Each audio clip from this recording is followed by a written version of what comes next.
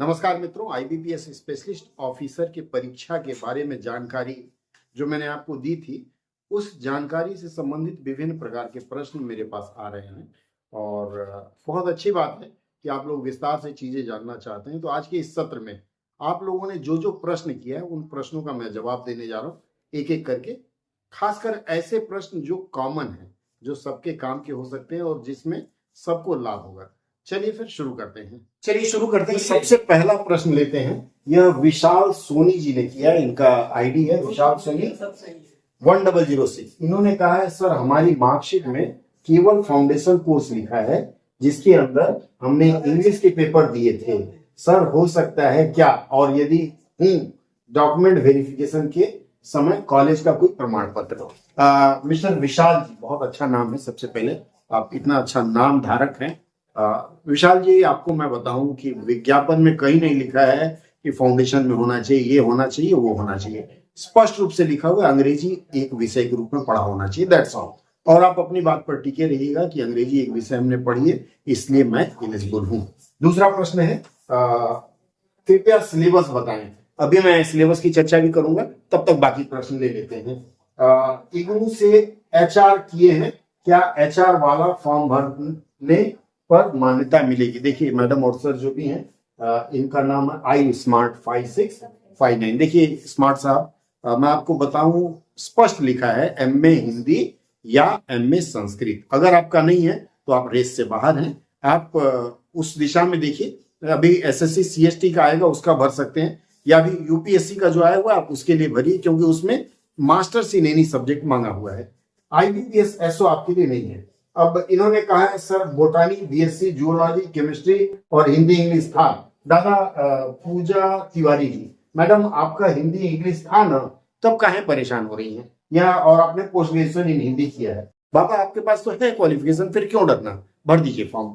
उसके बाद अगला प्रश्न किया है उत्कर्ष पुलकित जी ने, I have MA in Hindi and at graduation level my medium of exam and instruction were English, can I apply? Mister Utkarsh, yes Mr. Utkarsh, if you have studied English as a subject in your graduation, means English has to be mentioned as a subject in your mark sheet. If it is there, you are eligible, otherwise you are also out from the race.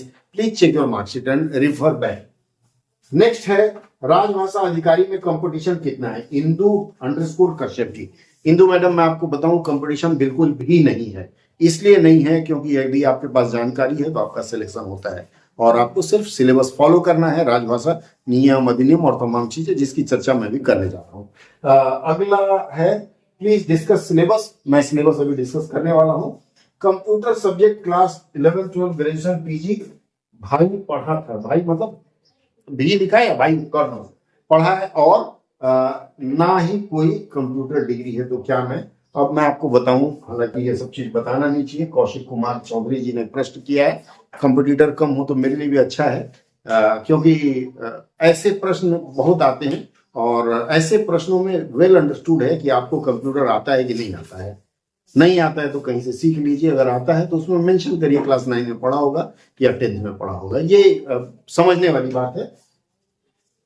मैंने MA English से किया है। अंजलि कुमारी madam, फिर आप पात्र नहीं है इसके लिए। अगला है, मेरे पास 3 महीने का ट्रांसलेशन सर्टिफिकेट आपने बताया था, अहमदनगर पुणे यूनिवर्सिटी से किया था, तो मैं अप्लाई कर सकता हूं क्या?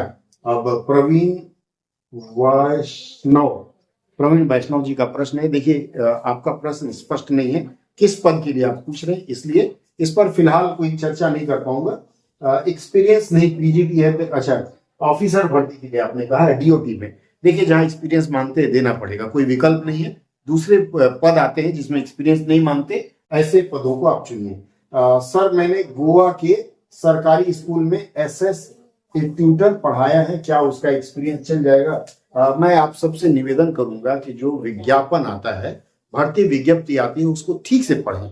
अगर उसमें ऐसा कोई क्लॉज है तो अप्लीकेबल है, एक बार पढ़ के देखिए, फिर पूरी बात स्पष्ट हो पाएगी।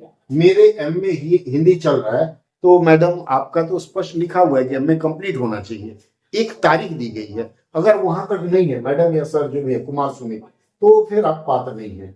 और आपने थैंक यू कहा है, बहुत बहुत धन्यवाद आपको। कंचन चोपड़ा जी ने कहा है, एक्सपीरियंस की जगह पीजीडीटी डिप्लोमा नहीं चलेगा। क्योंकि एक्सपीरियंस और डिप्लोमा अलग अलग चीजें हैं। चलिए अगला प्रश्न लेते हैं। देखिए इनको रोहित जी ने समझाया है, no experience is essential following. Diploma 1 साल का है, एक्सपीरियंस 3 साल का मांग रहे हैं। खुद की बुद्धि, इस तरह का कमेंट मत किया करिए क्योंकि अच्छा नहीं लगता है। कोई भी पूछ रहा है वो उसकी चाहत है कि वो मिले, आपसे कौन झगड़ा हो गया। चलिए आगे चलते हैं। अगला है, देखिए अभी आप लोगों ने झगड़ा कर दिया, झगड़ा नहीं करना चाहिए। नो एक्सपीरियंस इज एसेंशियल लिखा है, मेरे पास पीजीडीटी है। देखिए आपके इस तरह से बहुत सारे प्रश्न आते हैं। दिल्ली या नॉर्थ पोस्टिंग के चांस कितने हैं? ये किसका है? Meet the toppers. मैं आपको बताऊं, भोजपुरी में कहावत है, गोदी में बबुआ नगर में ढिढोरा। अभी बच्चा पैदा नहीं हुआ तब से उसका नामकरण करने लगे। प्रभु पहले सेलेक्ट तो हो जाइए, सेलेक्ट होने के बाद अवश्य ही आपको मौका मिलेगा ऑप्शन मांगने का कि आपको कहाँ जाना है। हिंदी ट्रांसलेटर वाला फॉर्म एक्सपीरियंस छोड़ दीजिए। सीआरपीएफ पोस्ट में वर्दी वाला मिलेगा, डबल स्टार वाली बिल्कुल मिलेगा। सब इंस्पेक्टर हमेशा ही यूनिफॉर्म पहनते हैं, कभी कभी नहीं पहनते हैं जब छुट्टी पर होते हैं। तो आपको यूनिफॉर्म मिलेगा। सेलेक्ट होते ही मुझे भी अपना फोटो भेजिएगा ताकि मैं आपके चैनल पर आपका फोटो लगा के गर्व से कह सकूं कि आप मेरे मित्रों से हैं। मित्रों इस तरह के बहुत सारे प्रश्न आप लोग करते हैं। कई बार मैं समय अभाव के कारण, क्योंकि एक जैसा प्रश्न रहता है, जवाब नहीं दे पाता हूँ। आशा करूंगा कि आप लोग बुरा नहीं मानेंगे और जैसे ही समय मिलता है मैं आपके प्रश्नों का जवाब देता हूँ। बस एक निवेदन है कि कभी भी सोशल मीडिया पर झगड़ा मत करिए, ना आप उनको जानते हैं ना हमको जानते हैं। तो प्रेम से बात कर लिया जाए, बहुत अच्छा रहेगा। आप प्रश्न ऐसे ही भेजते रहिए। अगले सत्र में फिर मिलेंगे, विस्तार से आपके प्रश्नों का जवाब देंगे और नेक्स्ट वीडियो आपके IBPS SO के सिलेबस पर पूरा डिस्कशन और पास करने के लिए क्या जरूरी है।